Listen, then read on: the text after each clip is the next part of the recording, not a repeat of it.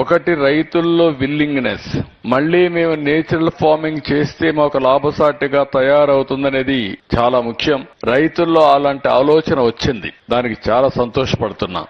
అదే సమయంలో దీన్ని టేక్ ఆఫ్ చేయడానికి ఆర్గనైజేషన్ ఏదైతే ఈ రోజు రైతు సాధికార సంస్థ చాలా సమర్థవంతంగా లేటెస్ట్ టెక్నాలజీస్ అన్ని ఉపయోగించి ముందుకు తీసుకుపోతున్నారు. ఈ సందర్భంగా డాక్రా మహిళల్ని మనస్ఫూర్తిగా అభినందిస్తున్నా. బ్రహ్మాండమైన పని చేస్తున్నారు. డేటా ఎంట్రీ గాని, అదే మరిగా వ్యవసాయం కూడా నేచురల్ ఫార్మింగ్ లో కూడా డాక్రా సంఘాలు ముందుకున్నారు. వాళ్ళు కూడా బాగా పనిచేస్తున్నారు. ఇది అయిన తర్వాత నాకు ఎప్పటి నుంచో లోటు కనపడేది organic certification, natural farming certification. ఈ సర్టిఫికేషన్ లేకపోతే ఈ రోజు చాలా మంది వచ్చేస్తున్నారు, ఏదో ఆ పేరు పెట్టేసి అది అమ్మేయడం. దానివల్ల వినియోగదారుల్లో ఎవరైతే ఆర్గానిక్ ఫుడ్ తినాలనుకుంటారో, నేచురల్ ఫార్మింగ్ ఫుడ్ తినాలనుకుంటారో వాళ్ళకే కన్ఫ్యూజన్ వచ్చే పరిస్థితి వచ్చింది. ఇప్పుడు పర్ఫెక్ట్ గా కొన్ని